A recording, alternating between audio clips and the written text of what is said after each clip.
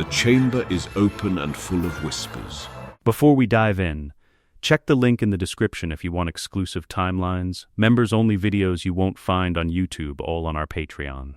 The Hogwarts Express had been moving for 40 minutes when Harry found the right compartment. He hadn't taken a seat when he boarded. He had walked the length of 3 carriages with deliberate attention, reading faces, noting who sat together and who sat carefully apart, mapping the social architecture of 60 children who didn't know each other yet and were already sorting themselves into hierarchies they would spend 7 years maintaining.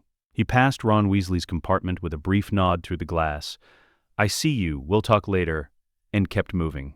Ron's grin faltered. Harry noted this and did not stop. Ron would be all right. Ron was constitutionally suited to being all right. Compartment 7 was near the train's front, quieter than the others. 2 large boys sat with the practiced stillness of people whose primary function was presence. Across from them, a blond boy was mid-sentence about something dismissive, his voice carrying the ease of someone told since infancy that his observations were worth delivering. Harry opened the door and sat down. The sentence stopped, not immediately, but continuing for a fraction of a second by momentum alone, the way water keeps moving after the tap is turned off.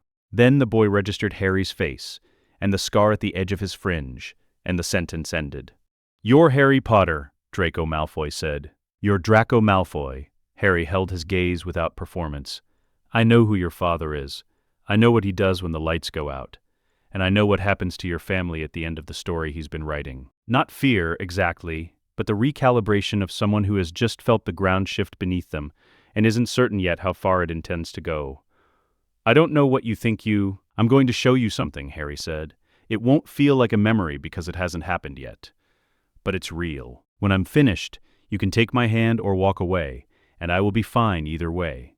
He kept his voice level, unhurried, the voice of someone who had already done all the urgent work and was now simply waiting for someone else to catch up. "But you should know what the other ending looks like before you choose." He didn't ask permission. He met those gray eyes and pushed, controlled, surgical, nothing like the battering ram he had experienced from Voldemort or the clumsy overflow of an untrained mind. He had spent 3 years learning occlumency from a man who despised him, and he had learned it thoroughly enough to disassemble it and understand its inverse. One image. A single frame, not a narrative. A door opening onto one room. Malfoy Manor in flames. The dark mark above the garden like a wound carved into the sky. Lucius Malfoy kneeling in the dirt, hands empty, robes torn, face aimed at the ground, while something wearing a human body stood over him with the complete indifference of a man deciding not to keep a piece of furniture. 4 seconds. Harry withdrew cleanly. Draco had gone the color of chalk. "That's the future your father is building," Harry said. "Map coordinates, not judgment. Not for you, he hasn't worked that out yet. But that's where his choices lead." England moved past the windows. Somewhere in the carriage, someone was laughing too loudly. Crabbe had found the floor worth examining. Goyle had become deeply interested in the passing landscape. "What do you want?" Draco's voice was steady. Harry gave him genuine credit for that. "To win," Harry said simply. "The question is whether you want to win with me." He extended his hand. Draco looked at it for long enough that the silence acquired weight, not the weight of hesitation, but of a decision being made rather than deferred, which was different, and Harry, who had learned to read the difference, waded through it without filling it. Then Draco reached forward and took the hand. The grip was firm. Nothing performative about it, none of the studied condescension Harry remembered from a different version of this moment. This was the handshake of someone stepping through a door before they had finished convincing themselves it was safe. "You follow my lead," Harry said. "Not your father's." "Understood," Draco said. Harry produced the parchment from inside his robes. Old, edges gone brown and soft, covered in rune work in the style of something that predated Hogwarts. Dense ink that had been written with the deliberate weight of someone who intended what they wrote to outlast them. Draco read it twice. He was, whatever else his father had made him, a careful reader. "Who taught you the rune work?" he asked. "Someone who didn't survive the last time," Harry said. "Sign it." Draco read it a 3rd time, not stalling but genuinely processing. Then he signed. Harry signed. They pressed their palms together over the parchment. Heat moved through both their hands at once, not pain, not magic in the dramatic visible sense, but the warmth of something set in motion acknowledging itself. Crabbe and Goyle retreated to the far end of the compartment with the instinct of people who had sensed something their minds couldn't name. A blood debt pact, Harry said. More sophisticated than an unbreakable vow, actually. If either of us deceives the other with intent to harm, the other feels warmth in the palm. Enough time to act. Draco looked at his hand. Then at Harry. You trust that it will hold? I trust that it tells the truth, Harry said. That's all I need from it. She was 3 compartments back, in a carriage of older students doing a polished job of ignoring her lecture on 14th century wizarding municipal governance. She held her book at the angle of someone accustomed to being the most interesting person in any room and receiving no credit for it. Harry appeared in the doorway. Hermione Granger, he said. She looked up with the rapid inventory of someone who catalogued faces automatically. Do I know you? Not yet, but you're going to be the most important person on this train before we reach Scotland. He let that land. There's something I'd like you to hear. If it doesn't interest you, I'll leave you to the Norwegian municipal structures. She processed this, testing the claim against available evidence, finding it unverifiable but arresting. Then she closed the book and stood. In compartment 7, Draco rose when she entered. Old programming happening before any calculation. Harry spoke first. Draco, this is Hermione Granger. She comes from the Dagworth Granger line, Hector Dagworth Granger's bloodline, suppressed 4 generations ago and now resurfaced. The magical heritage you've been taught to dismiss is, in her case, older than your own family's documented claim to magic. He let that sit for exactly 1 beat. I thought you should know that before you decided how to treat her. Hermione turned with an objection already organized. That's not entirely true, Harry said mildly. No. Approximately true, which is the most useful variety in the early stages of a political alliance. She arrived at something unexpected. How do you know about the Dagworth Grangers? I research. You'll find we have that in common. She looked at Draco, who was visibly recalibrating. She looked back at Harry. How did you get me to come here? You gave me 1 unverifiable claim, and I just walked because you cannot resist an interesting claim, Harry said. That's not a criticism. It's the most valuable thing about you. A precise silence. Then, I'm going to need considerably more information than I currently have. You'll have it by morning. Pansy Parkinson appeared in the doorway at that moment, with the ease of someone who treated every social space as a stage arranged for her entrance. Her eyes moved to Hermione's hair and her mouth curved. Who invited the pansy? Harry said, turning with the patience of someone completing an administrative task. Your father owes 4 outstanding favors to the Malfoy estate. I'd be careful about who you insult in front of the heir. He said it as fact. Pansy's mouth closed. Her eyes moved to Draco, who had said nothing and was saying nothing still, which communicated more than speech. Something in her expression encountered a quality in Harry's gaze that she couldn't immediately categorize, like there was too much of him in there for the face. She left and did not return. Draco hadn't moved through any of it. Now he looked at Harry with something past surprise, hovering in a more careful and more interested place. You knew about my father's accounts. I research, Harry said again, and ate a chocolate frog he had bought from the trolley without looking at the card. He already knew what it said. The Sorting Hat placed all 3 of them in Slytherin. Harry had directed it there with the same method he used for most things. Clearly, without drama, telling the hat exactly what he needed and why before it had finished settling over his head. I need to be where the political machinery is, where the families with Wizengamot seats are being shaped right now. That's not Gryffindor. The hat had said, in the private dark beneath its brim, You are genuinely the most interesting thing I've encountered in 48 years. Since a boy named Riddle. I know, Harry had said. Put me where I can do the most damage to the right people. The hall's reaction moved through it like weather, that low collective sound that falls short of shock but borders it, the sound of a category being violated. A Muggle born in Slytherin. Harry Potter in Slytherin. Both facts arrived together, and the rings they made overlapped and spread. At the head table, Albus Dumbledore had set down his goblet. His eyes moved between Harry and the other 2 with an expression that was performing its usual quality of benevolent omniscience, considerably less well than usual. Severus Snape, 3 seats down, had gone entirely still. Harry walked to the Slytherin table and sat in the middle of the bench, not where first years were expected, because it mattered where you sat, and Hermione sat beside him, having understood this when he explained it on the train. Draco sat on his other side. Dumbledore asked to see him the following morning. Not a summons, an invitation, which was Dumbledore's preferred method of exercising authority. Harry arrived at 8, ate nothing from the offered bowl of sweets, and sat across the desk from the most powerful wizard in Britain, with the patience of someone who had been waiting for this conversation since he was 11. "You are not what I expected," Dumbledore said. "I imagine not. The sorting was unusual." "The hat agreed with my reasoning," Harry said.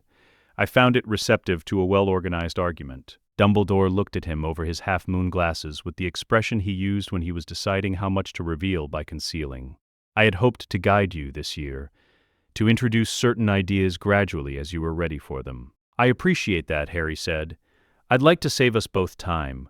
I know about the Horcruxes." The room went very still. "I know what's in my scar. I know about the locket, the cup, the diadem, the diary, the ring. I know you've been working toward a plan that requires me to die." He held Dumbledore's gaze without heat. "I have a different plan. One where I don't." Dumbledore set down his quill. "I would like your help," Harry said. "But I'm going to do this either way. What I'm asking is whether you want to be part of what comes after." A long silence. Outside, the grounds were getting their first autumn light. "You are," Dumbledore said slowly, "considerably more than 11 years old." "Yes," Harry said. "I am." He didn't explain further. Dumbledore had enough to work with. 3 abreast, not filing in, arriving.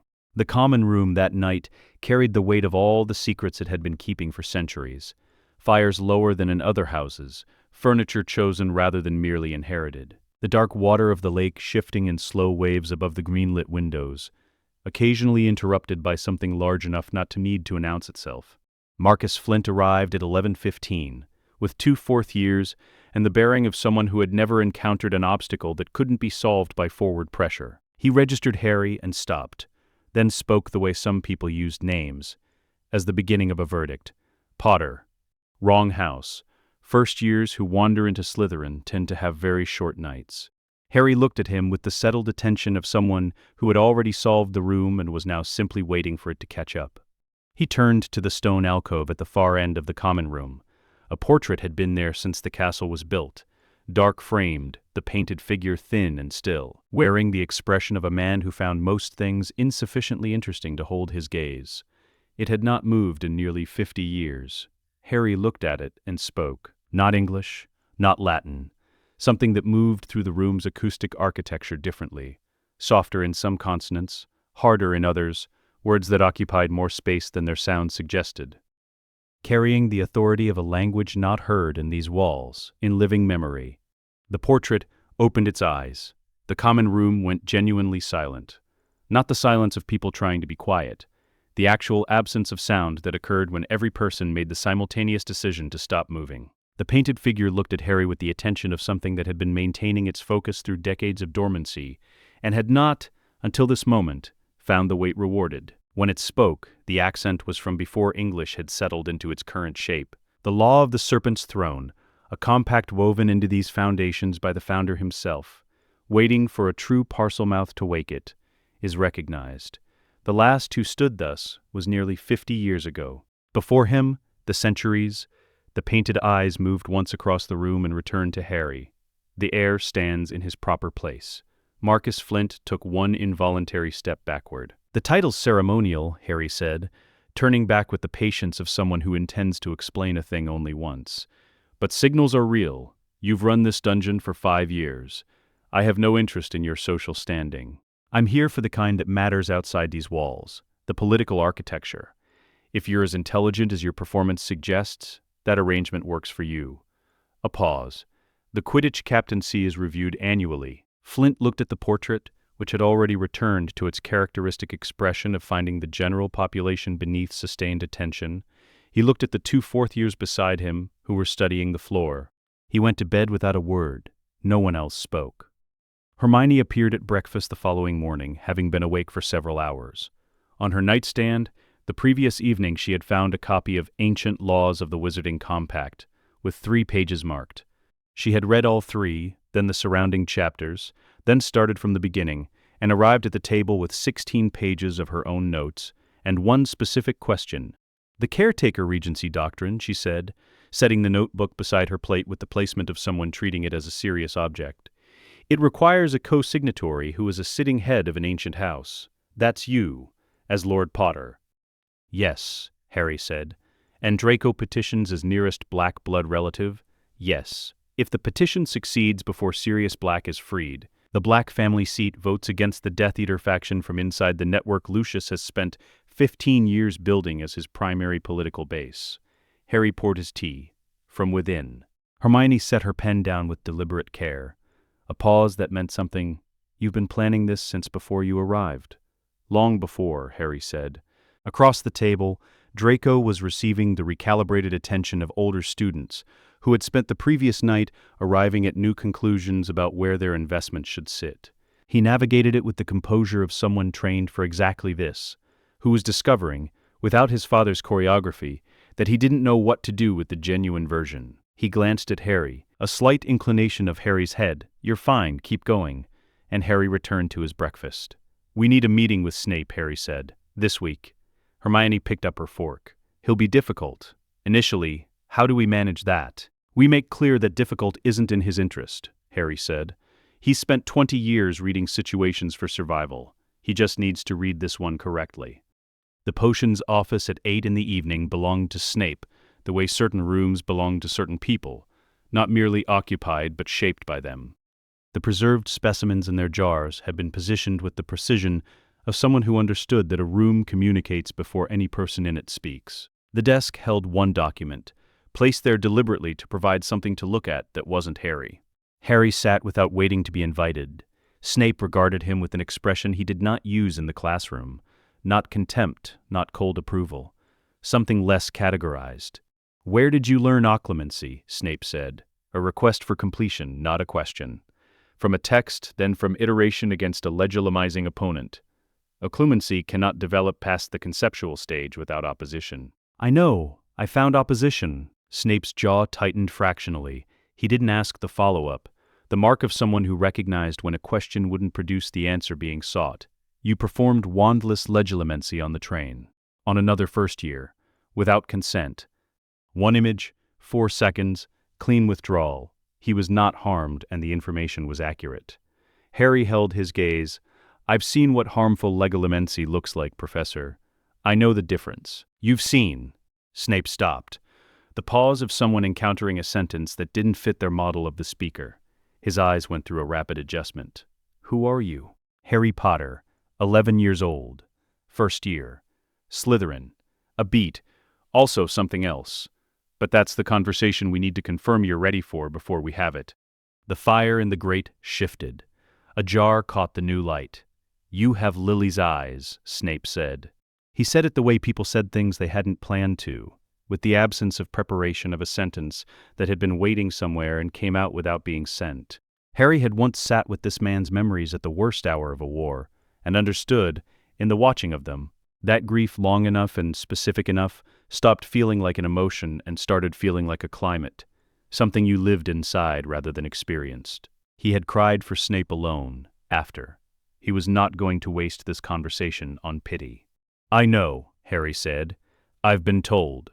"She was extraordinary," Harry said. "Gifted in ways that went largely unacknowledged, better at the deep structural work of magic than almost anyone in her generation. Loyal past what she was owed. Angry when anger was entirely just." He watched Snape's face do something controlled and not entirely successful. "I know who she was. I know what she meant to you. I know what a single afternoon in their 5th year cost you, and what you've been paying since." The fire made the only sound in the room. "How?" Snape said. Very quiet. "I've seen things I can't yet explain. But I need you to understand. I'm not here to perform my father's son at you, and I'm not here to receive whatever debt you've been trying to settle." Harry leaned forward slightly. "I'm here because the next 7 years go one of two ways.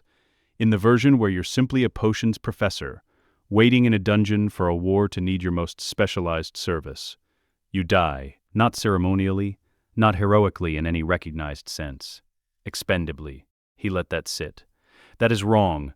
You have been paying a debt that was settled the night my mother stepped in front of a killing curse. Nobody told you. I'm telling you now. The word die landed in the room with its full weight. Snape did not speak for a long time. Teach us, Harry said. One evening a week. Not the curriculum, but what you actually know. In exchange, I give you information that makes you genuinely indispensable as a double agent rather than a channel Dumbledore manages. He paused. And I will never, publicly or privately, disrespect you. That costs me nothing and is the minimum you are owed. Another silence. Then, addressed to the far wall rather than to Harry, Thursday evenings. My private laboratory. Tell no one. Agreed. Harry stood and left without ceremony. Behind him, Snape exhaled, a sound with no performance in it whatsoever. The private laboratory was a different room from the office. Further back, accessible through a door students didn't know existed. Cold in the productive way of spaces kept cold, for reasons rather than by default. The Thursday sessions began in winter. Not curriculum potions, the actual theoretical architecture beneath the curriculum, the structural logic of why compounds behaved as they did, and what that behavior revealed about the deeper organization of magical effect. Snape taught it the way he understood it, as someone who had been refining his understanding for 20 years and had arrived at positions the standard texts had not reached and had stopped expecting anyone else to arrive at independently. Hermione took 16 pages of notes in the first session. She asked 4 questions, each at a point where the explanation contained a gap Snape had apparently decided wasn't worth filling. He answered the first 3 with the expression of someone being asked to articulate something they had understood intuitively. On the 4th, he stopped mid-answer, reconsidered, and arrived at a more accurate conclusion than the one he had started toward. Draco engaged with the specific focus of someone who had been raised around books without being taught to love them, discovering in this room, with these people, at this hour, that the loving was actually available to him. At each session's end, Snape would stand at the bench with his back to them, making a notation in his own records. He had, at the end of their 3rd session, said to the bench, "You are not entirely intolerable." Hermione beamed.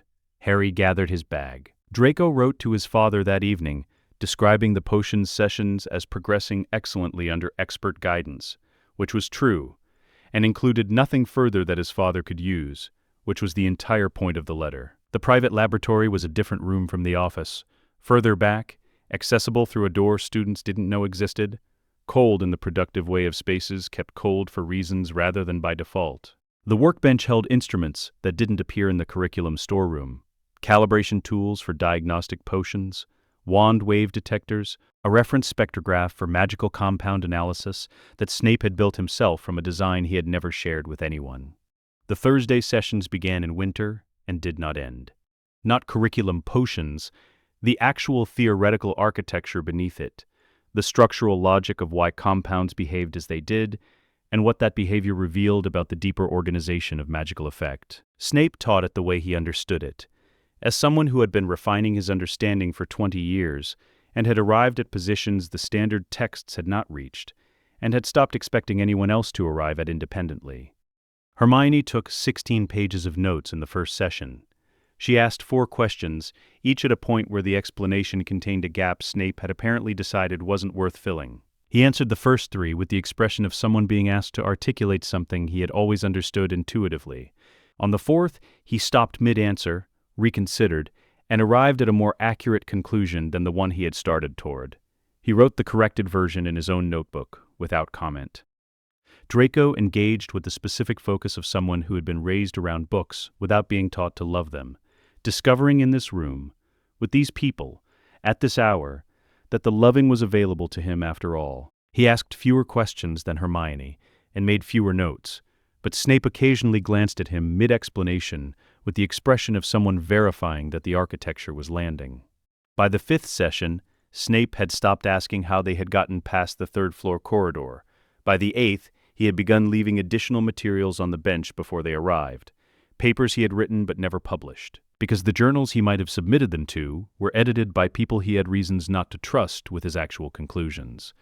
Harry didn't take notes. He had learned, the first time around, that what Snape's teaching gave you was not information, but a way of thinking, and that no notebook captured a way of thinking as well as the experience of watching it operate in real time. He watched Snape's mind work through problems and stored the watching itself. At the end of their third session, Snape had said to the workbench, while making a notation, "You are not entirely intolerable." Hermione beamed. Harry gathered his bag.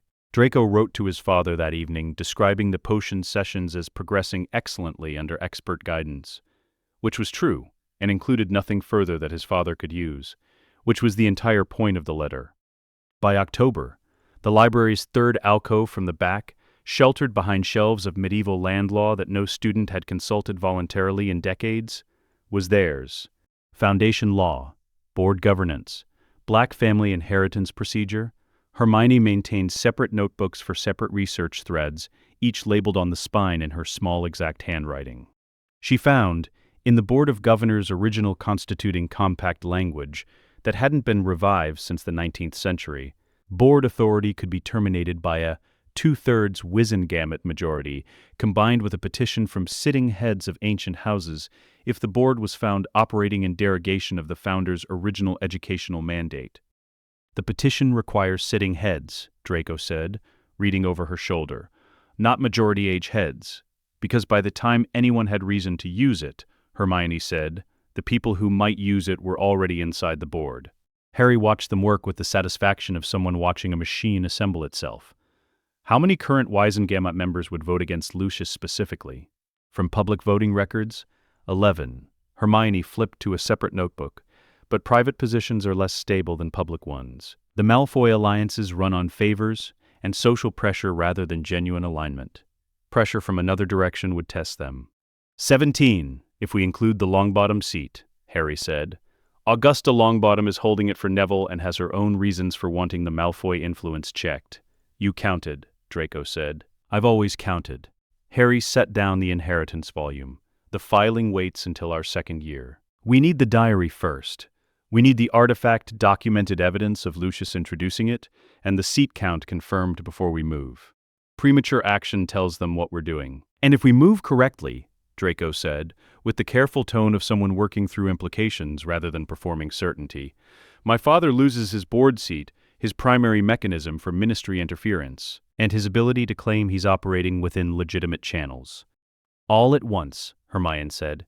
Filed, documented, voted, and recorded before he can respond to any individual piece. She said it with the flat satisfaction of someone watching a proof resolve, something structural rather than personal. They drafted the filing that winter. It would sit in the alcove, complete, until the moment was right. The work across year one developed a rhythm that stayed with them for years afterward. Mondays and Wednesdays were research, Thursdays were the lab, Tuesdays were for meetings with people they were slowly, deliberately, and entirely without announcement beginning to cultivate. Augusta Longbottom was introduced to Harry through a formal letter of address, correct in every particular, using the Potter family seal, arriving on the first Thursday of November via Neville, who received a letter from his grandmother that Harry had asked him to expect, and whose own surprise at its contents was genuine. Madame Longbottom arrived for tea in Hogsmeade in early December and spent 6 minutes testing whether Harry was what the letter had suggested. Then she spent 40 minutes talking to Hermione about the caretaker regency doctrine with the intensity of a woman who had been waiting for someone competent enough to discuss it with for 20 years. She left with a copy of Hermione's notes and sent a letter of her own to Amelia Bones the following morning. You're building a coalition, Draco said, on the walk back to school. We've been building it since October, Harry said. I just hadn't told you all the pieces yet. Draco looked at him with the expression he sometimes wore when Harry revealed the depth of the preparation, not injured by the omission, but rearranging his model of how far ahead the plan extended. Is there anything you're not doing simultaneously? Not much, Harry said. They walked in companionable quiet for a while. My mother writes, Draco said. She's noticed the letters to my father are different this year. Different how? She says I sound like I'm choosing my words. He paused. She didn't say it like it was a problem. Your mother is perceptive, Harry said. You should write to her directly, not through your father, to her. Draco considered this. About what? About whatever you actually think, Harry said. She's been making calculations alone for a long time. She'd like to know someone else's numbers. He went back to his notes. Draco stared at the path ahead for a while. then produced a separate sheet of parchment from inside his bag and began writing something that wasn't for Lucius. The Philosopher's Stone was on the 3rd floor. Hermione had confirmed this through a modified sovereign search. Black family cartographic magic she had spent 11 evenings adapting to function within Hogwarts ward architecture. The ritual produced a luminous castle outline in the air above the alcove table, pulse points in silver where magical density was significant. The stone's reading on the 3rd floor outweighed everything else in the building by the margin of something 6 centuries in the making. They retrieved it on a Sunday afternoon in late autumn, when the corridor traffic was light and Quirrell's schedule confirmed he was occupied until late. The entrance ward came down in under a minute. The music box Harry had reconstructed from a creature care text handled the 3-headed dog in the room beyond without incident.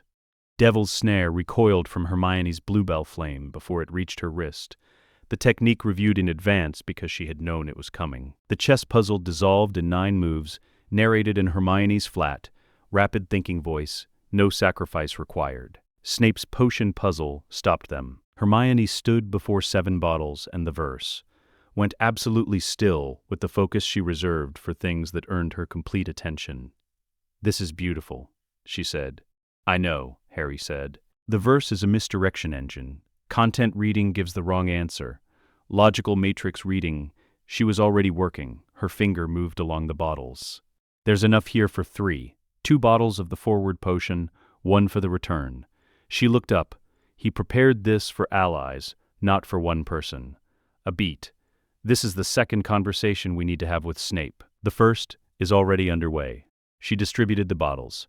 They passed through. In the mirror chamber, Harry looked at his parents' faces in the reflection for 60 seconds. Alive, looking at him with the expression of people watching something they loved grow into something they were proud of, which was both better and worse than simple love, and then reached into the reflected pocket and palmed the stone. Warm. A deep, specific red. 6 centuries of distillation. Nicholas Flamel received them at his Devon estate in the early weeks of winter.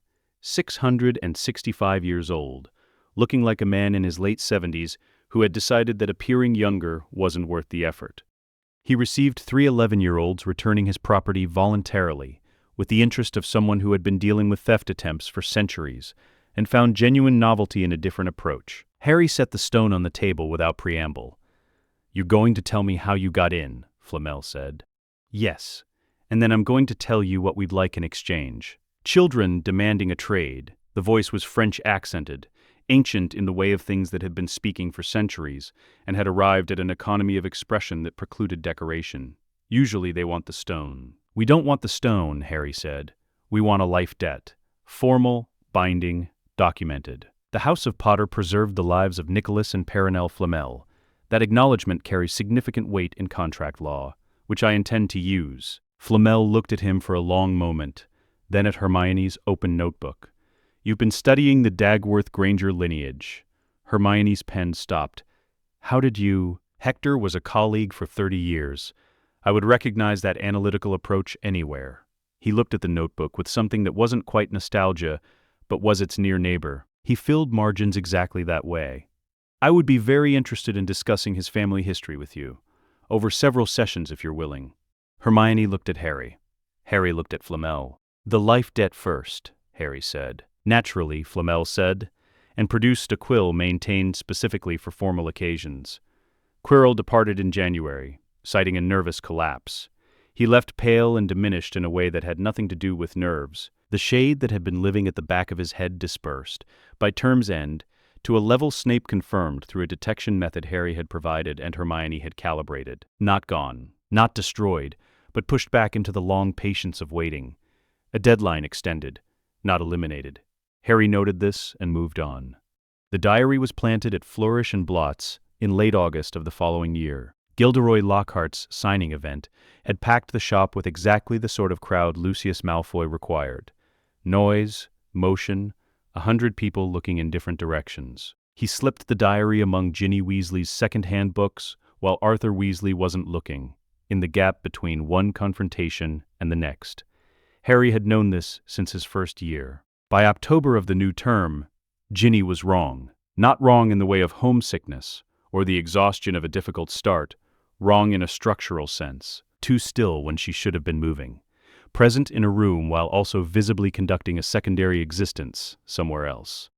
Harry pulled Draco aside between classes on Wednesday morning, in a corridor where foot traffic provided cover and couldn't carry a quiet conversation. The diary is active.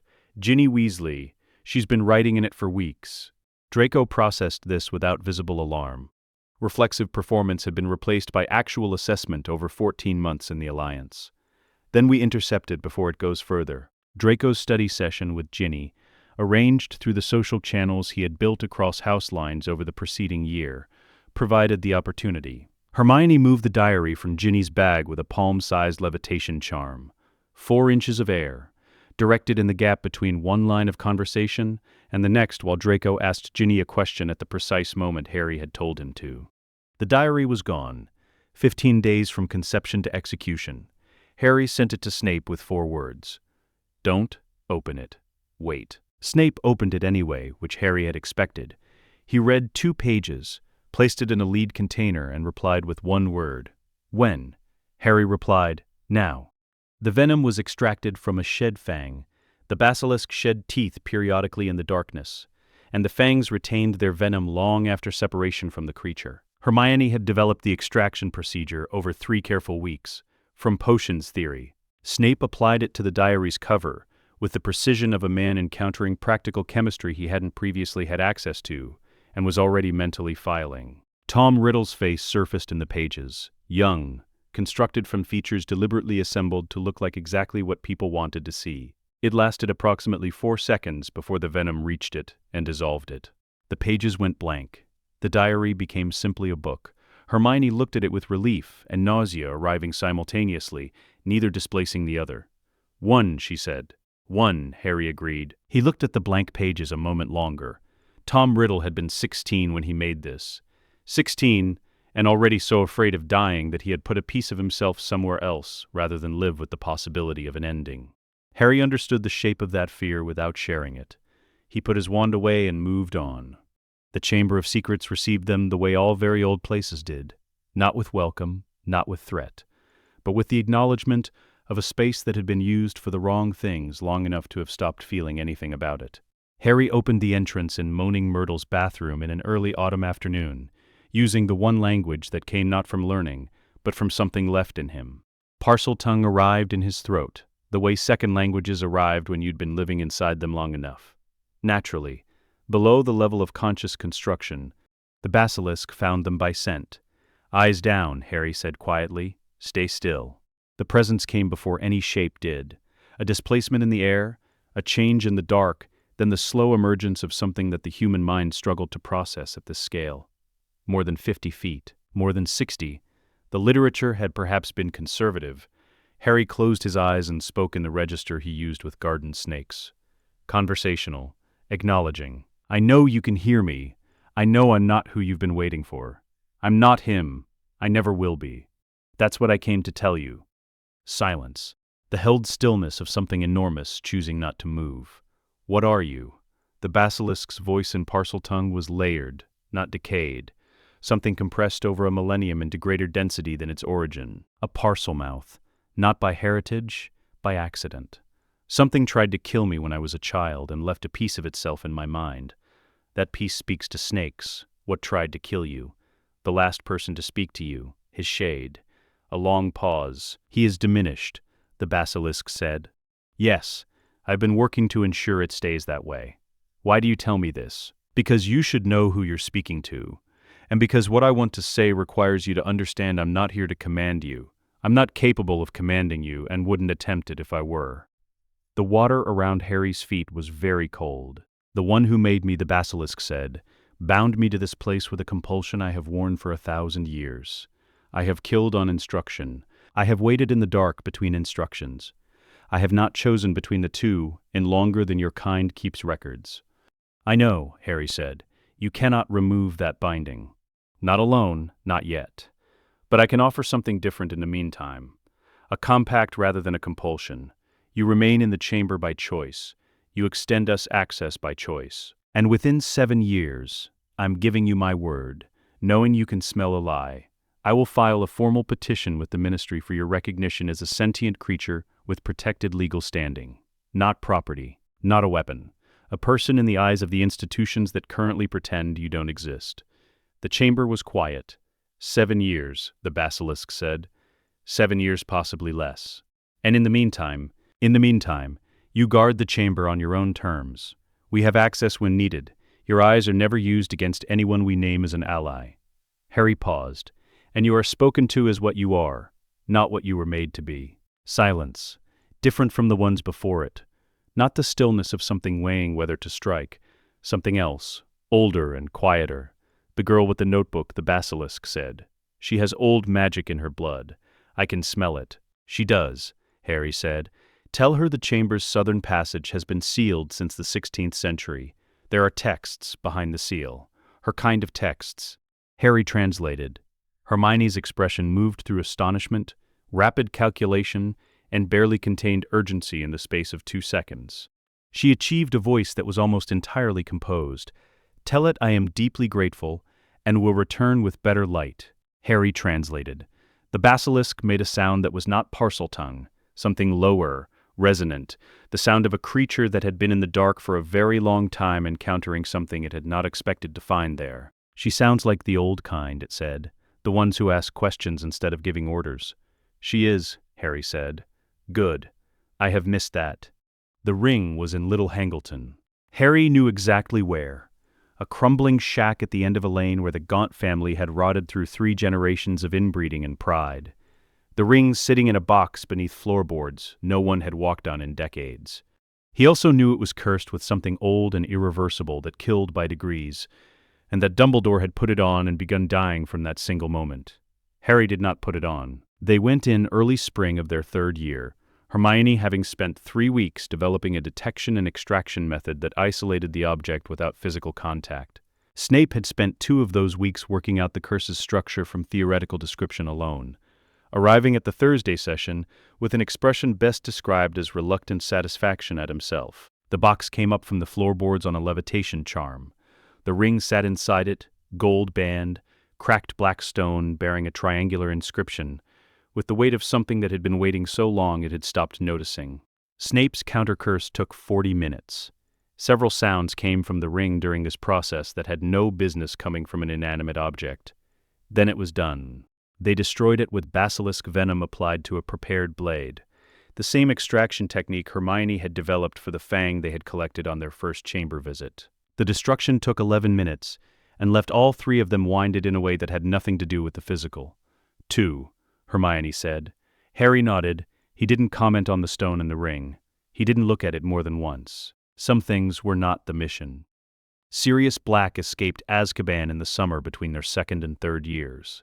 He had kept himself sane through 12 years of Dementors with a single fact, that he was innocent, and it had held because facts are harder than Dementors when you keep your grip on them. He escaped not through power, but through the absolute obstinacy of someone who had been maintaining one clear intention for over a decade, and arrived in Britain with the cold focus of a man who had the means, at last, to do something about it.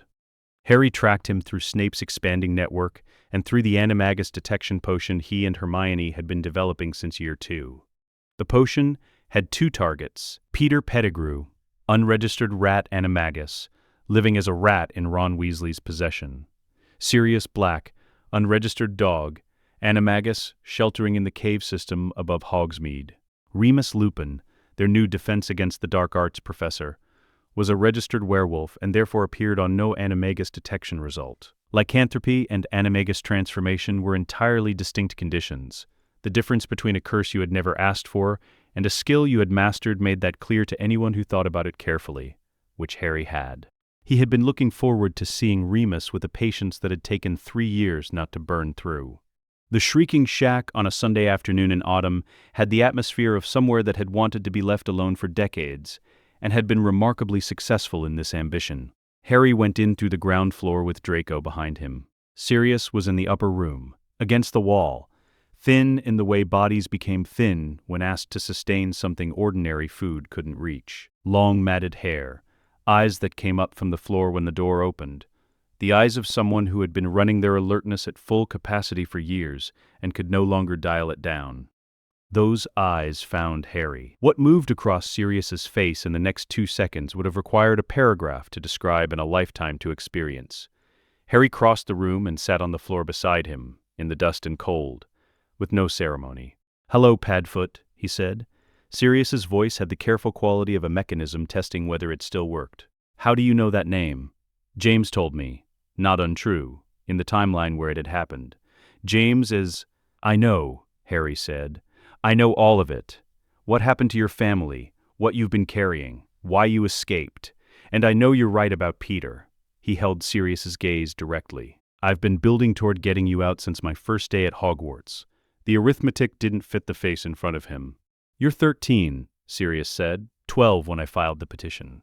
I had to wait until the legal framework was in place. The petition, ministry records confirm you were never tried. No formal sentence was handed down, because no formal trial was conducted. We filed for mandatory review under Wisengamot standing procedure, co-signed by me as Lord Potter and by Draco Malfoy as nearest black blood relative." Harry paused. "And Peter Pettigrew is in this school right now, living as a rat in Ron Weasley's bag. I have an appointment with Amelia Bones at Magical Law Enforcement next Thursday." Sirius stared at him for a long moment. "Who?" he said finally, looking over Harry's shoulder at Draco. "Are you?" "Draco Malfoy," Draco said. "Co-petitioner on your trial filing. You're welcome." Peter was taken on a Wednesday in the library. Harry had arranged a study session with Ron. Ensured Scabbers was along. Ron brought Scabbers everywhere, requiring no additional engineering, and had Amelia Bones arrive at 2 in the afternoon with 2 Aurors and the bearing of a woman who had been receiving evidence and letters for 6 months, and had concluded that finding exactly what she'd been told she'd find was worth any institutional disruption it caused. The detection potion revealed Peter before he made it out of Ron's bag. Harry's binding hex landed before he landed. The animagus reversal took 40 seconds. What it produced was Peter Pettigrew, bound, gray-faced, missing a finger, looking at Harry with the expression of someone who had spent 12 years as a coward and had just run out of runway. Ron sat across the table and said nothing for almost a full minute. When he finally spoke, his voice had a quality Harry hadn't heard from him before. Not anger exactly, but something underneath anger that hadn't decided what it was yet. "My rat," he said, "has been a person this whole time. Yes, living in my pocket, sleeping in my bed. I used to talk to him." He paused. "I used to tell him things. Harry didn't say anything. A person who helped kill your parents." "Yes." "And you knew? Since first year?" "Yes." Ron looked at the empty space on the table where the cage had been. When he looked back, his expression had arrived at something more specific. "You could have told me. I know. You've been my friend for 3 years." "I know. And you sat across from me at dinner for 3 years watching me pet a person who helped murder your mom and dad. And you just—" He stopped. "Why? I needed the petition filed first. Sirius needed the legal framework in place before we moved. If I told you, you might have acted. And if you acted before Bones was in position, I would have done what you told me," Ron said. "You know that. You knew that then." His voice wasn't loud. That was what made it worse. "You could have trusted me and you didn't, because it was tidier not to. And I don't know if that's something I did or something you just do." Harry held this without deflecting it because Ron was right and deflection would have been the wrong kind of answer. "It's something I do," he said. "It's a flaw. I'm telling you that directly." Ron was quiet for a moment. "Okay," he said finally. "That's okay." He looked at the table. "He was a person pretending to be my rat. Yes. That's not the same thing as just a rat. No, it's not." They sat there, not resolved exactly, but the thing that needed saying had been said, which was a different kind of progress. "My rat," he said finally, "has been a person this whole time. Yes. A person who helped kill your parents. Yes. And you knew, since the first week of year 1. Ron looked at the space where Scabbers had been. "Why didn't you just—" "I needed the petition filed first," Harry said. "I needed Bones in position. I needed Sirius freed into a world where the legal framework was ready to receive him, not one where he escaped into chaos and chaos buried him again." He paused. "I'm sorry I couldn't tell you. He was your rat." Ron was quiet for another moment. "He was a person pretending to be my rat." "Yes, that's not the same thing."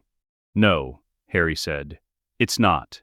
Under Veritaserum, in front of the full wizen gamut, Peter Pettigrew confessed in 40 minutes with the efficiency of someone who had calculated the angle of least resistance his entire life, and found it now ran through the truth. He confirmed the secret keeper arrangement, the betrayal, the murders, and the fact that Sirius Black had known nothing of his intentions until after they were already done. 42 votes for acquittal, 9 against. Sirius Orion Black stood up in the dock. He stood with the deliberateness of someone reacquainting themselves with what it felt like to stand in a room without bars. Harry met him in the ministry corridor afterward in a borrowed conference room Bones had arranged. Sirius crossed the distance and put both hands on Harry's shoulders, and then held him with the fierce, wordless compression of someone who had been carrying something for 12 years and had just been allowed to put it down. Neither of them said anything useful for a long time. That was entirely appropriate. The remaining Horcruxes fell across a year and a half, and none of them were easy. Slytherin's locket came from the cave on the coast, a location Harry remembered with complete accuracy. The precise shape of the rock formation at its mouth, and the particular cold of the water inside it, and the way the darkness deepened past a certain point, as if darkness itself had somewhere to be. Sirius spent 2 weeks on reconnaissance in his animagus form, swimming the approach at night, mapping the cave's internal geography. His report covered 6 pages and included a footnote noting that the Inferi clustered predictably around the pool's eastern edge, leaving a clear approach from the west. Sirius had added in the margin, in handwriting that had clearly been written while quite cold, "Also the water is disgusting," just as a matter of record. Harry and Draco went in on a Saturday. They came out with the locket 40 minutes later. Hermione was waiting at the cliff's base with the destruction materials already prepared. The locket did not go quietly. Its destruction required ancestral invocation fire and basilisk venom applied in sequence, and somewhere around the 20-minute mark, when the fire had fractured the outer casing and the venom was working through to the soul fragment inside, the thing within it woke up enough to fight. It spoke to them, not out loud, inside, in the particular register of something that knew exactly where to press. It found the seam in Draco where his father's voice had lived for 15 years, and spoke in that voice about failure and inheritance, and everything Draco had not yet become. It found the seam in Hermione where her fear about being simply clever rather than something more lived, and said things about what cleverness was worth. It found the seam in Harry where exhaustion lived, the specific exhaustion of someone who had already done this once and was now doing it again, and offered him rest in the tone of someone extending genuine kindness. Draco was the one who didn't stop. He maintained the invocation fire at full sustained output for 4 minutes while the voice worked on him, his jaw tight and his hands steady, and his expression carrying the appearance of someone who had heard the voice before and had decided to stop listening. The venom did its work. The locket went silent. They sat on the cliff in the dark for a while afterward without speaking. "What did it say to you?" Hermione asked eventually. "Not pressure. Genuine care. Nothing I didn't already know it would say," Draco said. "That's why it didn't work." Hufflepuff's cup came from the Lestrange vault at Gringotts. Accessing it required the Oversight Committee's Asset Review Authority, extended in the committee's second session to cover known Death Eater holdings under investigation for illegally obtained property. The extension was technically correct. It had also been designed from the beginning to provide exactly this access. The goblins were not pleased. They expressed this with the exquisitely controlled hostility of a people who had developed bureaucratic displeasure into an art form across several centuries of practice. Hermione managed the negotiation in 2 sessions, armed with Black family treaty arrangements predating the ministry itself, and with the patient certainty of someone who had read every relevant document more than once. She emerged with the cup in a ministry evidence container and a relationship with goblin legal procedure that she described, afterward, as illuminating. The cup was destroyed, with fiend fire, in a controlled environment that Harry chose not to ask too many questions about. Given that Hermione emerged from the preparatory sessions with singed eyebrows and a satisfaction implying she had found it genuinely interesting. 3 gone, 3 to go. Ravenclaw's diadem came from the room of requirement. Hermione found it by asking for a room containing an object that should not exist, precisely the sort of literal request the room took seriously. The first 2 phrasings produced rooms full of things that shouldn't have existed in other senses: broken instruments, confiscated contraband, the accumulated detritus of generations of students hiding things they didn't want found. The third phrasing worked. The diadem sat on a broken cabinet in the deep back of a storage space that centuries had turned into its own small landscape. It was beautiful, still, old gold, blue jewel, inscriptions worn smooth with age. Hermione looked at it for a moment before she moved, and Harry understood that she was looking not at the Horcrux, but at the thing it had been before. "Ravenclaw made this," she said. "Yes," Harry said. She nodded, once. Then she picked up the prepared blade and the venom, and did what needed to be done, with the focused efficiency of someone who had made peace with the necessary loss before she got to work. 11 minutes. All three of them winded in a way that had nothing to do with the physical. The fragment in Harry's scar was addressed at the end of their third year. After 2 failed attempts they didn't discuss afterward. The first attempt in November produced nothing except 3 days, where Harry's scar burned in a way that Hermione tracked on a chart, with the focused calm of someone who needed something to chart. The second attempt in January reached the fragment's edge and stopped. Snape had said afterward to the wall, rather than to Harry, that the fragment was aware of the attempt in some way that wasn't awareness, and had adjusted. He had spent 6 weeks redesigning the approach. The third attempt worked. Snape's rebuilt theoretical architecture, Hermione's recalibrated framework, 30 minutes in a warded room. His scar remained. The fragment did not. He had not described the removal ritual in detail to anyone, and would not now. Snape's theoretical architecture, Hermione's framework, 30 minutes in a warded room. His scar remained. The fragment did not. Hermione confirmed its absence through 3 independent detection methods before she set down her wand. When the third came back clean, she exhaled through her nose in a slow, controlled way that contained more than it showed. "Done," she said. "A verification, not a celebration." Harry reached up and touched his scar, a reflex so old he did it without thinking. It felt different. Not in a way anyone else would understand, but different. The awareness of something else occupying the same space, which had been present since before he had words for it, was simply gone. The scar was just a scar, physical record of something that had happened to him before he had been old enough to understand what anything meant. He dropped his hand. Draco, across the room, said nothing. He had understood from early in year 2 what the scar contained, and he had never treated Harry differently for it, which Harry had noticed and not forgotten. 6 down, Harry said, 2 to go. By the autumn of their 4th year, the accounting stood complete. The diary, gone. The ring, gone. The locket, gone. The cup, gone. The scar fragment, gone. Nagini present, traveling with Voldemort, not yet addressed. Voldemort himself, present, bodiless, mortal once Nagini was gone. 2 left, Hermione said, closing the file. "Nagini first," Draco said, "because once she's gone he has nothing left to anchor to." "Yes," Harry said, "and he'll come to us. He's going to use the tournament." The document Hermione called internally the registry ran to 112 pages by the time she considered it finished. 18 months of work.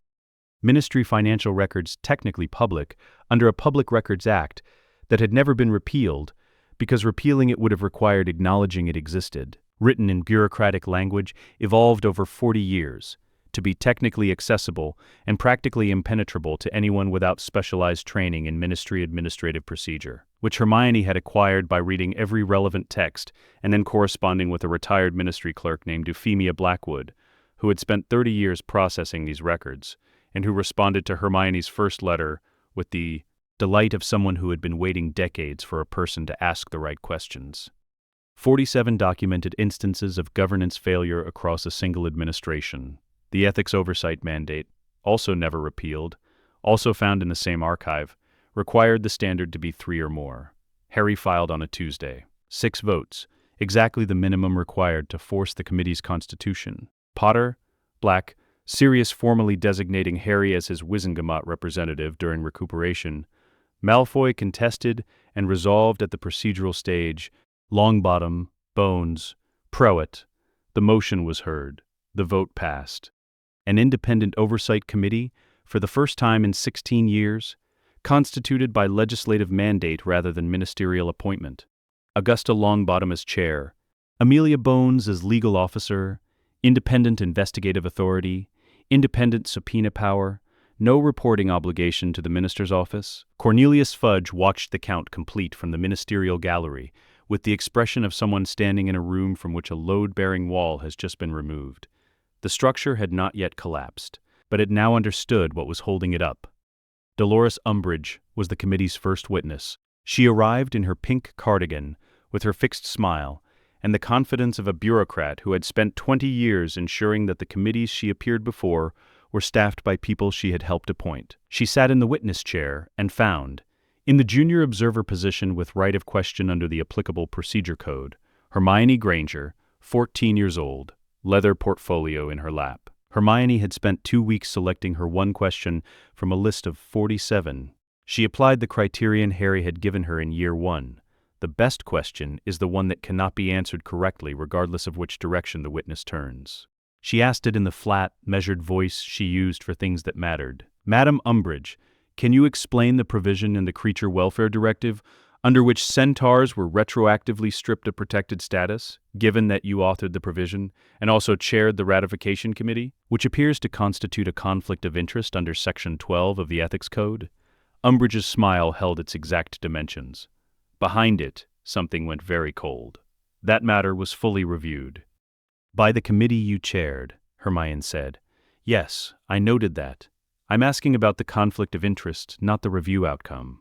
The procedures at the time are in the appendix, Hermione said, producing the relevant document from her portfolio with the calm of someone who had anticipated every possible response and prepared for each of them. Section 12 is quite specific.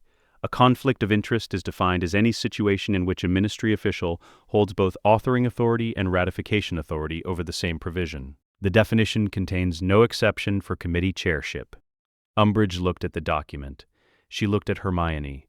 Her smile held its exact dimensions. This review will be found to have been conducted improperly. The committee's mandate was established by Wisengamot vote, Hermione said. The vote is in the record. Was there anything else you wanted to clarify about the directive? The review ran for months. Umbridge was not immediately removed. Harry had not expected her to be. Institutions moved by degrees. What the review produced was the elimination of her operational independence. Every decision subject to committee notification, every directive subject to review. The infrastructure of unchecked authority she had been building for 20 years was being examined incrementally in light. She knew exactly who had done this. She hated Hermione Granger with the fury of someone outmaneuvered by a 14-year-old carrying a leather portfolio. She hated Harry Potter with the older, colder fury of someone who understood the portfolio had been his idea. Her smile stayed exactly in place. It did not help her.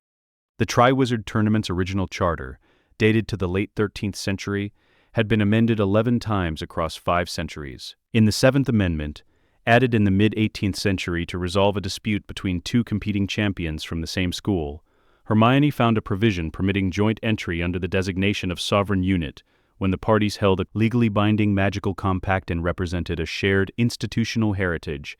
The Blood Debt Pact qualified. The House of Potter qualified. The provision had not been invoked since it was written. Dumbledore will look for a reason to reject it, Hermione said, reviewing the entry for the 4th time. He won't find one, Harry said. He'll know what we're doing. He'll know we're using the tournament as a public platform, Harry said. He won't know everything else we're using it for. They submitted the entry on a Sunday evening before dinner, Harry and Draco walking to the goblet together, releasing the parchment together, the blue-white flames accepting it without visible comment. Hermione returned to the Slytherin table and her book. Halloween. Dumbledore drew the names from the goblet, with the ceremony of someone who understood that ceremony was doing work and was not going to waste it. Victor Crumb, Durmstrang, who accepted confirmation with economy. Fleur Delacour, Beauxbatons.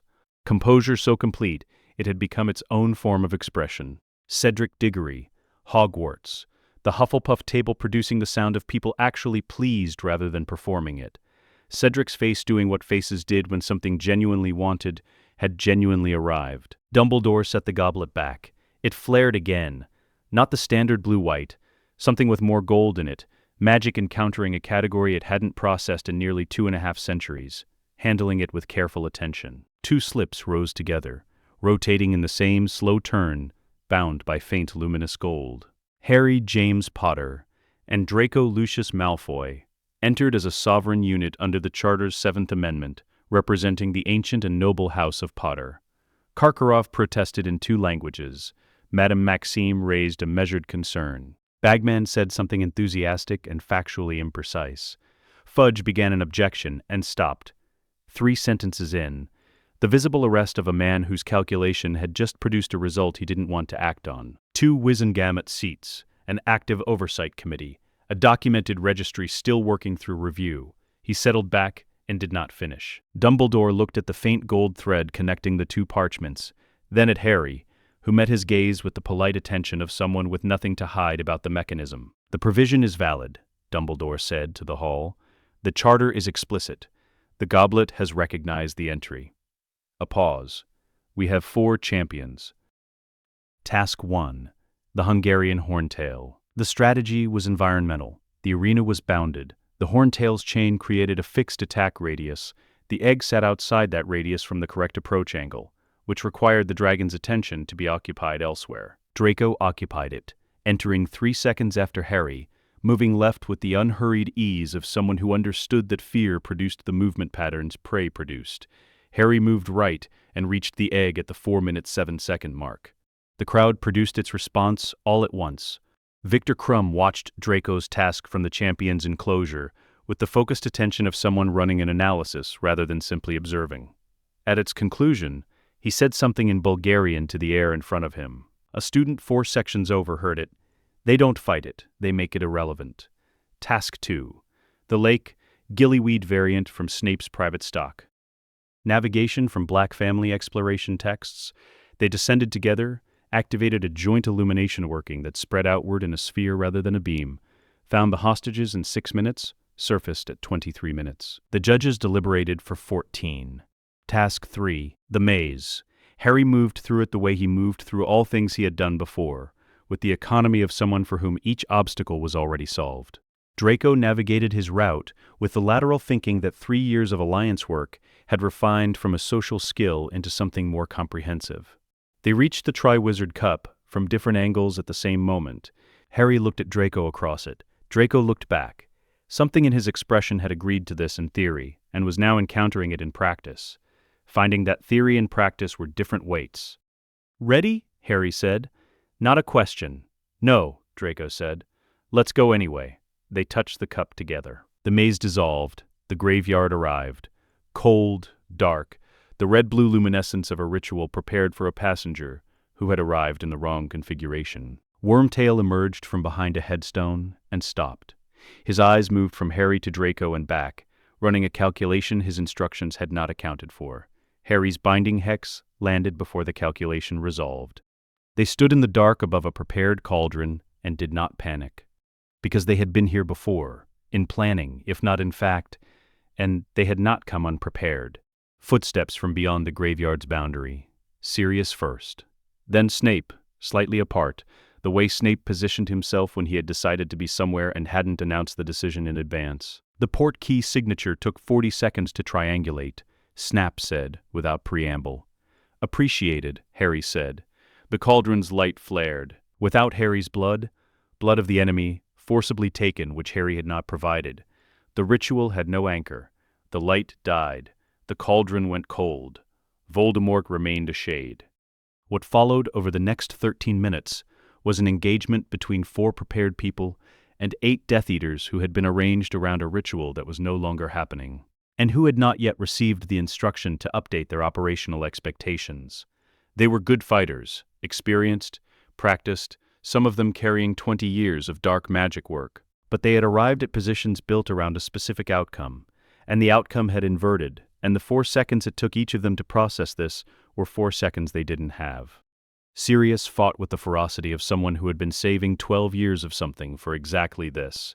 Snape fought with the cold economy of a man who had been in this position before, on the wrong side and was now on the right, won for the first time, and knew the difference viscerally.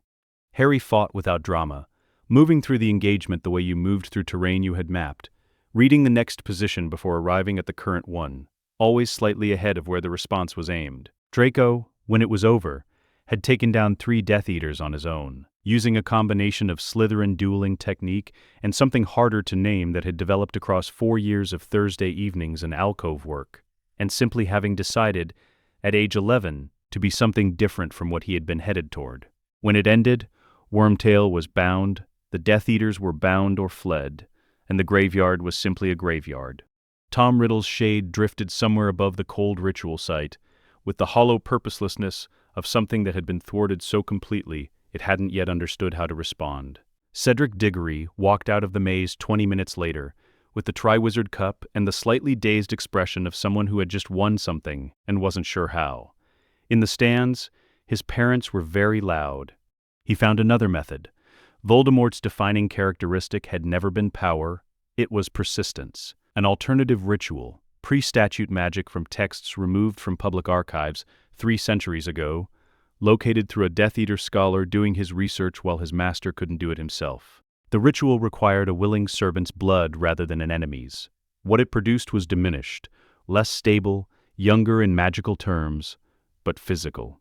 Snape felt the dark mark activate on a Monday evening in early autumn and arrived at Harry within the hour. His expression when he entered the room was the expression of someone who had been doing something unpleasant and would continue to do it without being asked. "He's back," Harry said, before Snape finished entering. "Yes, significantly diminished. The alternative method produces a body that lacks the full magical coherence of the original. He is aware of this." A pause. "He is not handling the awareness with equanimity." "Good," Harry said. "Displeasure makes him less careful."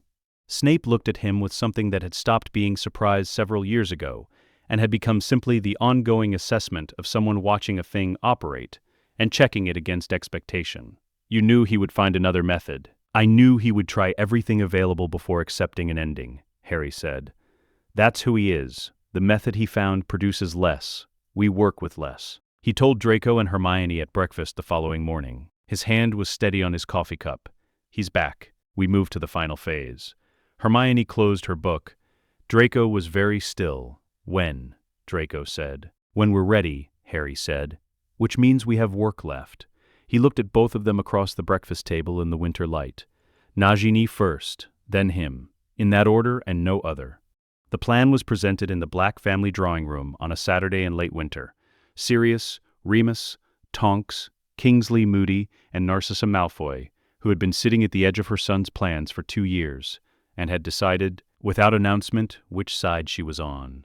The drawing room at Grimmauld Place had been cleaned once, and had been cleaned again more recently, and the second cleaning had been a different kind. The first had cleared out debris. The second had cleared out something older, the ideological residue of a family that had made the wrong choices for so long that the wrong choices had become the decor. Narcissa sat in a chair that had been her mother-in-law's and looked at the map on the table without looking at what the chair had meant, which Harry noticed and considered its own form of bravery. Sirius stood at the window, which he always did at meetings. He processed information better when some part of him could see the exit, which Harry had stopped interpreting as distrust a long time ago and started interpreting as the permanent architecture that Azkaban had left in him, which would probably never fully dissolve, and which he had decided to stop fighting and simply work around. Harry stood at the end of the room. Voldemort is at the Riddle House in Little Hangleton. He has been there since the previous autumn. We know his inner circle, 16 confirmed Death Eaters, a 17th whose identity we'll confirm before we move. Nagini stays within 10 feet of him at all times except during feeding, which occurs at documented intervals. He paused. 3 objectives in sequence. Contain the Death Eater perimeter, separate and address Nagini, confront Voldemort when he has no remaining anchor.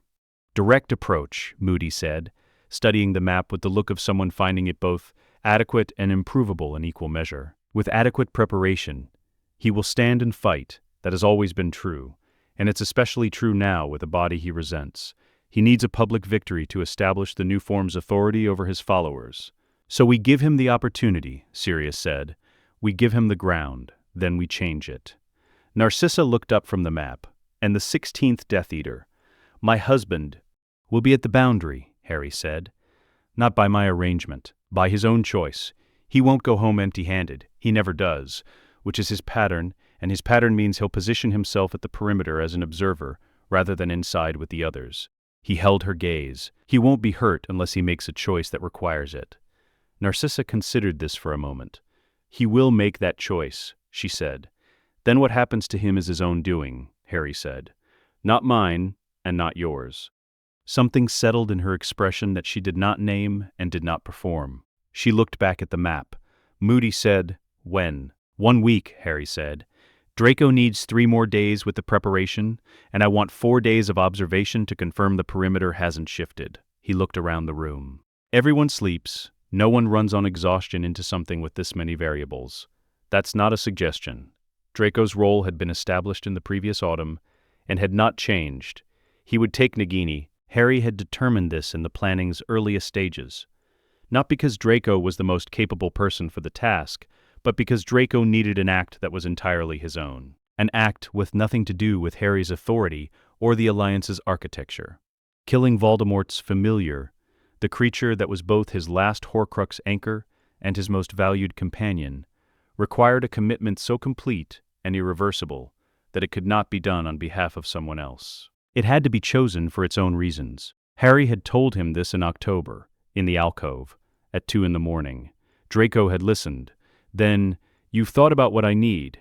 "Yes, from the beginning. From year 1, you needed to be your own thing, not an adjunct to mine. This is where that becomes permanent." A silence.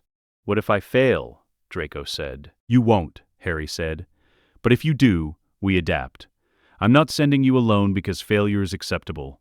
I'm sending you alone because I know you won't fail." They reached Little Hangleton on a Tuesday evening, moving through the eastern fields in the last light. The village was quiet in the specific way of places that had been quiet for a long time, and had made peace with it. The Riddle House sat on its hill the way it always had. Present, deteriorating, held together by the same stubborn structural inertia that kept old things standing after the life had left them. Sirius went left. Remus and Tonks took the north. Kingsley and Moody took the south. Harry took the center, with Snape moving parallel, slightly apart, the positioning of a man who had made a decision and wasn't announcing it. They went in at dusk, because dusk created visibility conditions that favored people who knew their route over people who were responding to something unexpected. The Death Eater perimeter encountered the operation before it finished processing that an operation was in progress.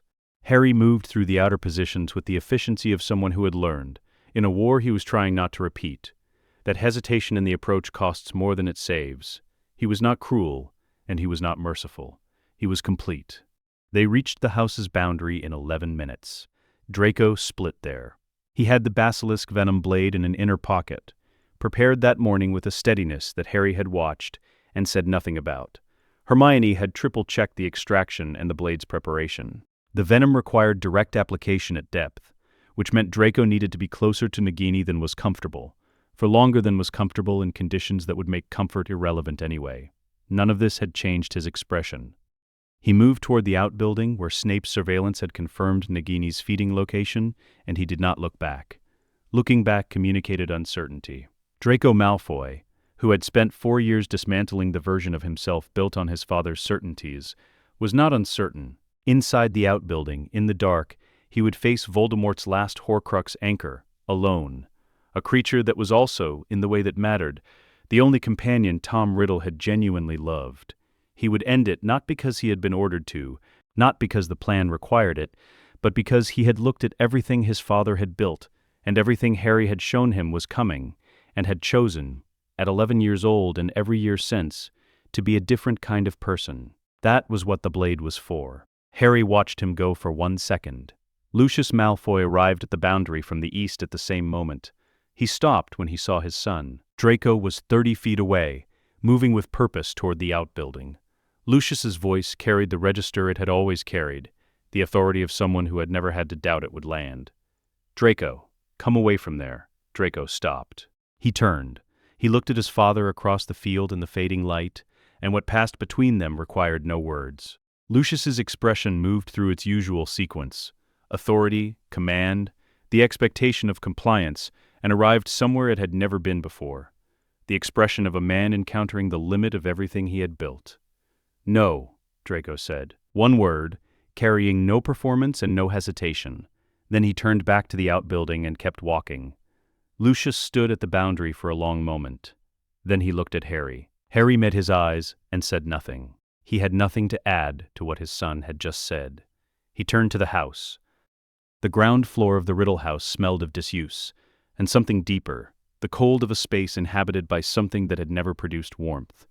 Harry moved through the entrance with Snape behind him, catalogued the layout in the first 4 seconds, and found it exactly as the reconnaissance had described. Snape handled the ground floor.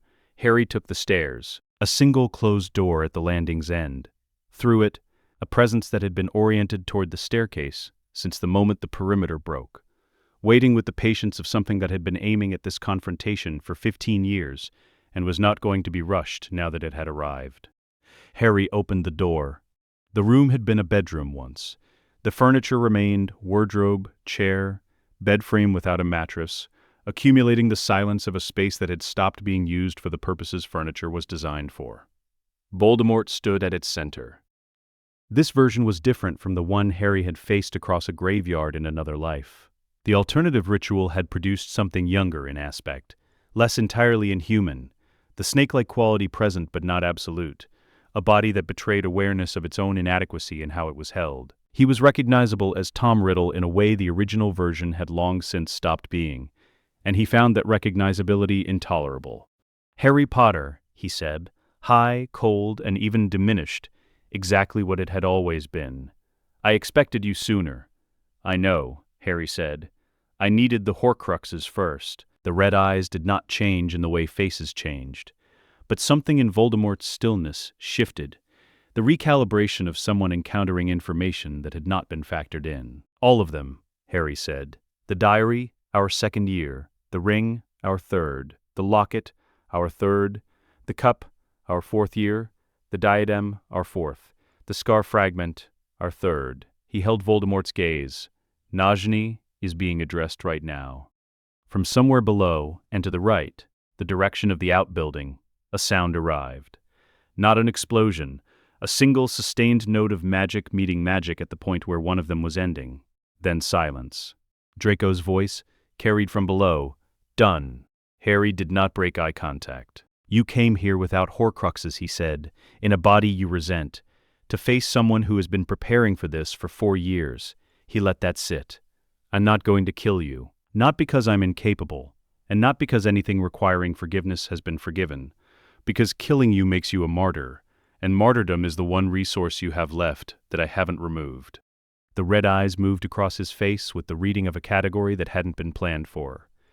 You're afraid of me, Voldemort said. I was, Harry said. I stopped. Gradually, then completely, the way most things do. He held his wand loose at his side. What I am is finished waiting. Voldemort raised his wand. The killing curse crossed the room. Harry moved, not frantic, not desperate, the measured step of someone who had been dodging these since infancy and understood they obeyed physics. The curse hit the wardrobe. The wardrobe was gone. Harry cast in return, not a curse. The binding dissolution he and Snape and Hermione had developed across 2 years of Thursday evenings, targeted at the magical core rather than the body, designed to strand it in a state where it could no longer produce reliable magic. Snape had built the theoretical architecture.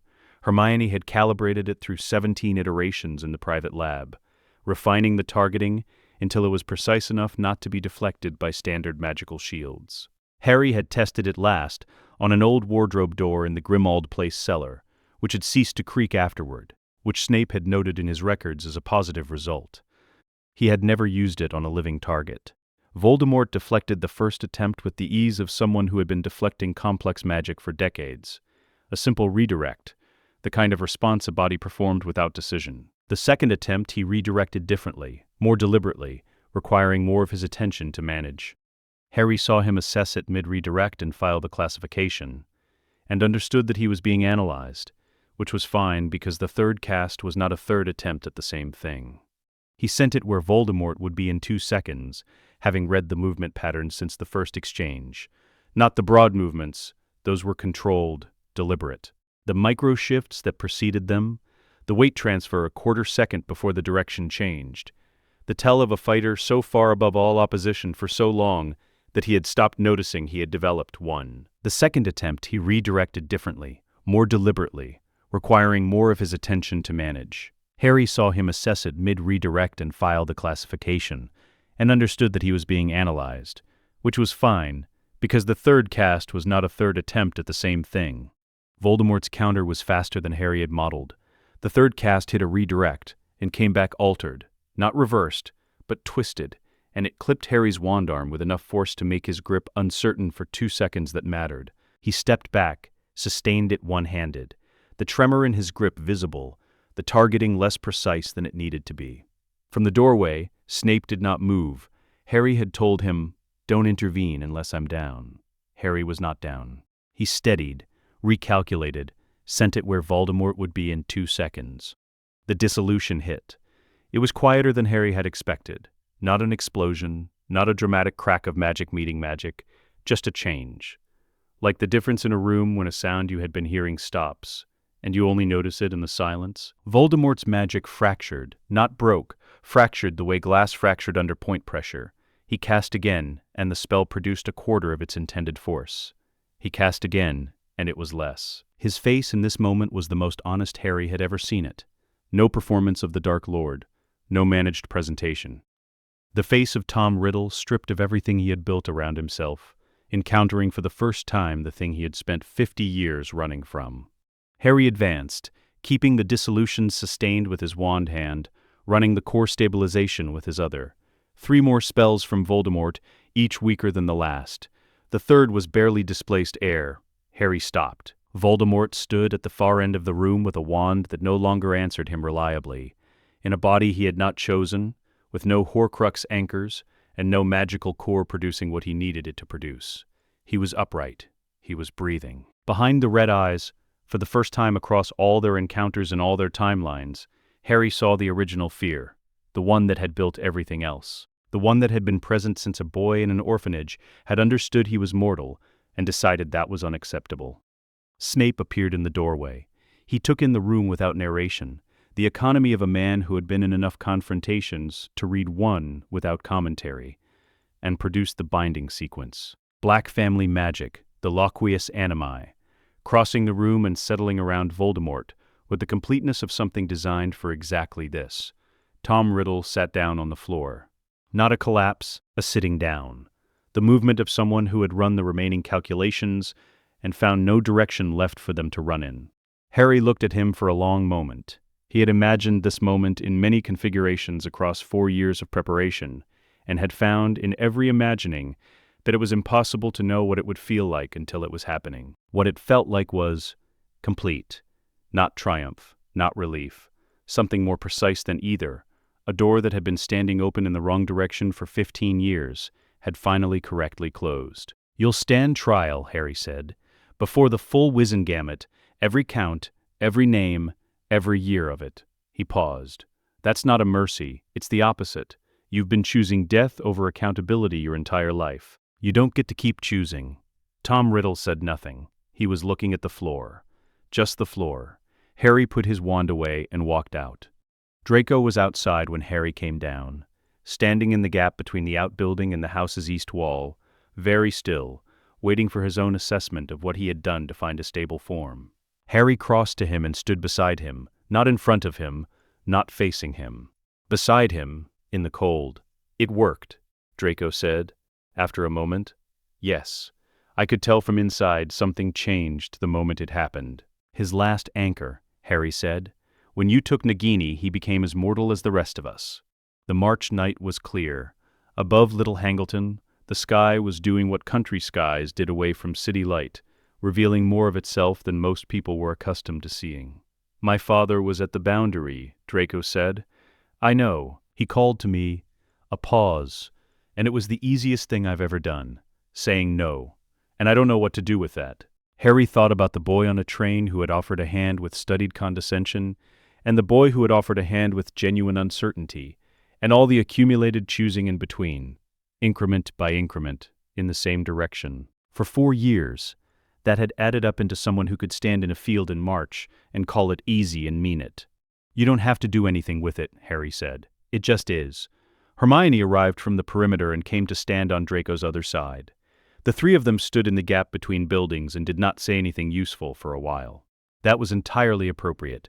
Inside, Sirius was securing the bindings with Kingsley, working together with the comfortable efficiency of two people whose professional competence had long since become indistinguishable from easy collaboration. Snape was examining the ritual site with the attention of someone already composing several papers on pre-statute magic and the structural mechanics of alternative resurrection. Who would publish them the following spring, under a slightly different name, and who would receive more international correspondence from the magical scholarly community that year than in his entire previous career.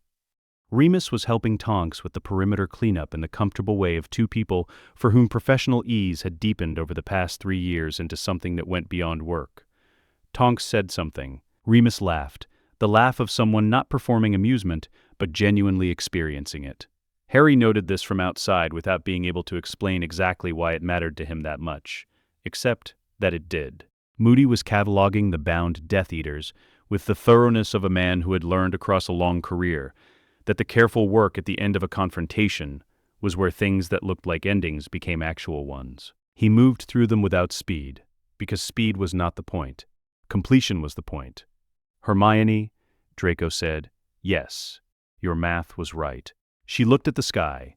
Something underneath the steadiness of her voice, something that had been running at full capacity for 4 years, was, in this specific moment, allowed to simply stop, not gone, not resolved. Simply stopped, the way running water stopped when there was no longer anywhere it needed to go. It usually is, she said. Let us know what you'd like to see next. The end.